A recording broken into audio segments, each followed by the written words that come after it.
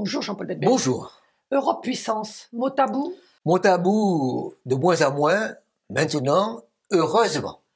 Tout simplement parce que pendant des années et des années, l'Europe puissance, c'était le souvenir de la Deuxième Guerre mondiale, ce qu'il fallait absolument éviter, avoir une puissance guerrière. On voulait au contraire que l'Europe soit un grand marché, c'est-à-dire une grande puissance normative, une grande puissance de règles, de législation, qui soit une puissance en quelque sorte pacifiante. Et économique. Et économique, en disant, vous voulez vous développer grâce au marché, venez appliquer nos règles, suivez nos règles, et ces règles-là, d'une certaine manière, pouvaient s'étendre et d'une certaine manière pacifier le monde.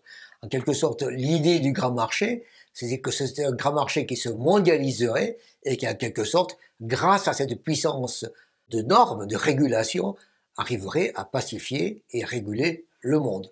On se rend compte que ça ne marche pas. Mais ça ne suffit pas actuellement. Ça ne marche pas et ça ne suffit pas en liaison avec effectivement ce qui se passe partout dans le monde, à savoir des tensions et des règles et des guerres, pardonnez-moi, plus la guerre d'Ukraine. La guerre d'Ukraine montre bien à quel point l'Europe n'est pas équipée par rapport à ces tensions qui sont aujourd'hui à ses frontières immédiates. Et donc, effectivement, c'est une très belle chose d'avoir des règles, des normes autour d'un grand marché unifié, efficace, moderne, compétitif, mais c'est encore mieux de le défendre. Autrement dit, si on a des règles et des codes sans avoir le glaive pour le soutenir, effectivement, ça ne sert à rien. Aujourd'hui, on est en manque de glaive et donc le système de normes est évidemment trop faible. Mais comment fait-on cette Europe puissance? Eh bien, d'abord, on commence à le dire et à l'avouer.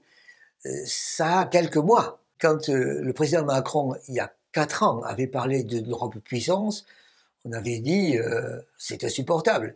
Quand on avait dit qu'il fallait avoir quand il avait dit qu'il fallait avoir une stratégie, une autonomie stratégique, on avait dit c'est pas possible. Et certains avaient dit il faut une autonomie stratégique ouverte, c'est-à-dire c'est une contradiction. Ou bien on est chez soi et puissant, ou bien on est ouvert aux autres et on est moins puissant. Donc ça fait quelques mois que l'on se dit que par rapport à ce qui se passe, par rapport aux menaces, il faut s'équiper.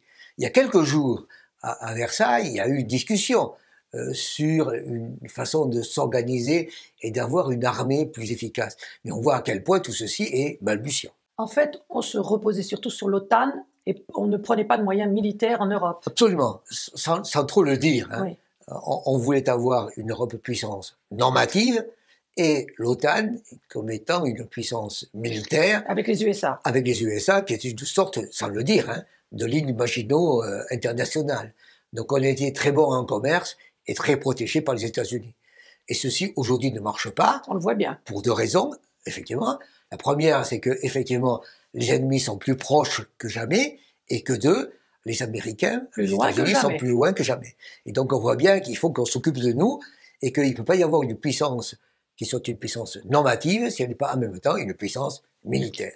Ça veut dire qu'il faut avoir derrière une industrie militaire qui fabriquera des tanks, des avions, des canons, des bateaux, qui soient homogènes pour l'ensemble des pays, de telle sorte que l'on en produise assez et que ce soit pas trop cher. Et surtout, en produisant assez, on sera moderne, on sera assez en liaison avec les progrès à l'heure actuelle de la science militaire. Autrement dit, nous devons avoir une puissance militaire efficace qui nous aide et qui nous soutienne et qui soit complémentaire d'une puissance commerciale. Il ne peut pas y avoir une puissance commerciale sans puissance militaire.